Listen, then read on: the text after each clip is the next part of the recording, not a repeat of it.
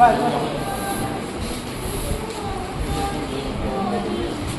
মালতী মালতী ও মালতী শুনিছনে এখানে আসুন কিনো কৈ থাকে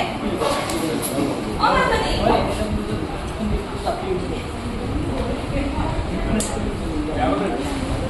ওই ও লাল সাহাবাকে শুনিছনে এই সব মানে খবর না তাইহে জানে কিনো কৈ থাকে ৰুমতে সোমাই ওই ওই ছোৱালী শুনিছনে কি হলো ইমান মইছিয়াকে আছে যে ঘৰত পৰিবাৰে কাম কৰি কৰিছো আৰু তোৰ খবৰ নাই তই যদি মোক অলপ সহায় কৰিব পাৰ ব্যক্তিগত খবৰ দেখোন নাৰাখৈ মোৰটো একো নাই তোৰ সেই মনে মনে থাক নতুনকৈ চেণ্টাৰ ৰিলেটা বনাইছিলে তই হানি দিলি জানো খালি আমাৰ কামকে নকৰো কাম কৰি কৰি মোৰ হাত ধৰি নখিনা দীঘল কৰিব নোৱাৰো তেনেকুৱা পৰা ছোৱালী নকৈ চাবিচোন কি পাহি মোৰ আমাৰ এই নদিয়া বাটাৰী নাল কৰে তাৰ পাছতো তোৰ মই কেনেকৈ দিব শুনি থাকিব লাগে আৰু কি বেগবিলাকৰ খবৰ নাৰাখো বুলি ক'লেও মই একো বুজি নাপালো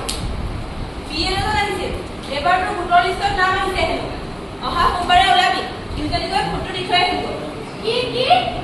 সোমবাৰে সেই অহা সোমবাৰে নোৱাৰে মই জানি ভোট দিবলৈ নোৱাৰো মানে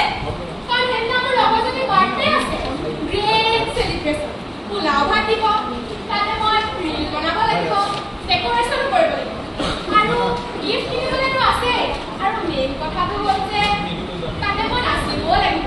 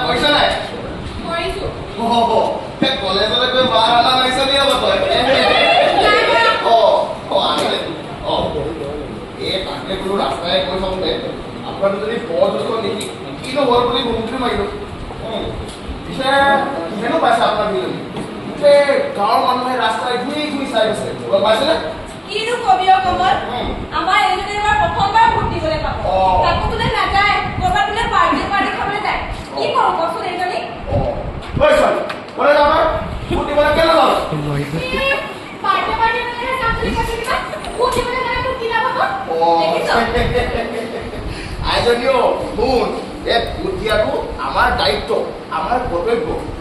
এখন গণতান্ত্ৰিক দেশৰ নাগৰিক হিচাপে আমি প্ৰত্যেকেই নিজৰ প্ৰাপ্তবয়স্ক ভোটাধিকাৰ লাভ কৰিছো যাৰ জৰিয়তে দেশৰ গণতন্ত্ৰ স্তম্ভলৈ থিয় দি আছে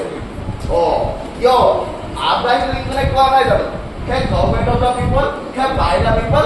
ফৰ দ্য পিপল অৰ্থাৎ জনসাধাৰণৰ চৰকাৰ জনসাধাৰণৰ দ্বাৰা আৰু জনসাধাৰণৰ বাবে আমি আমাৰ দেশৰ ভৱিষ্যত নিজে নিৰ্ধাৰণ কৰিব লাগিব আৰু জানে আমি সৌভাগ্যৱান যে আমি এই অধিকাৰ লাভ কৰিছো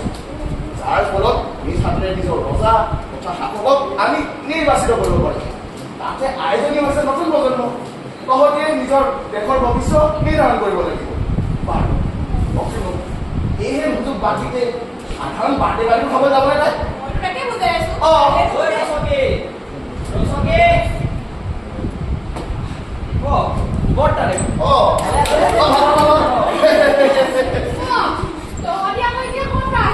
আমি গোটেই গাঁওখন ঘূৰি আহিছো তাতে আকৌ গাঁওবোৰে আমাক দায়িত্ব এটা দিলে নহয়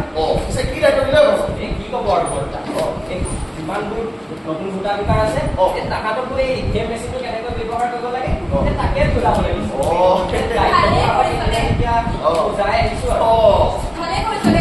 পিছে আমাৰ পৰা আহি লাভ নাই আমাৰ এইটো বেগলে ভোট দিবলৈ নাযায় কৰবাত বাৰ্থডে পাৰ্টি খাবলৈহে যাব দেখিছ নহয় আমি ভোট দিবলৈ নাযাওঁ হয় নাযায় কেলে সেইদিনা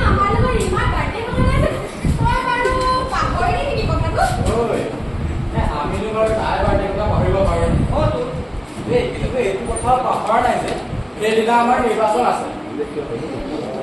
বুজিলি কানুন নিৰ্বাচন পেক পেক কৰিব জানো তই?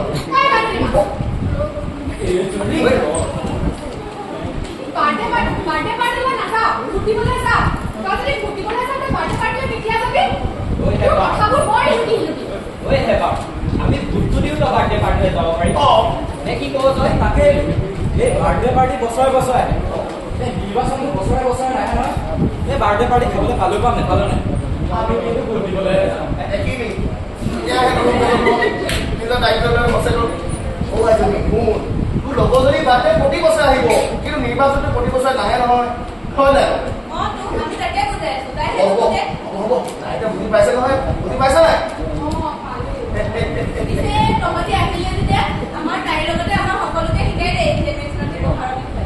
আগবাঢ়ি আহ বুজাই দে,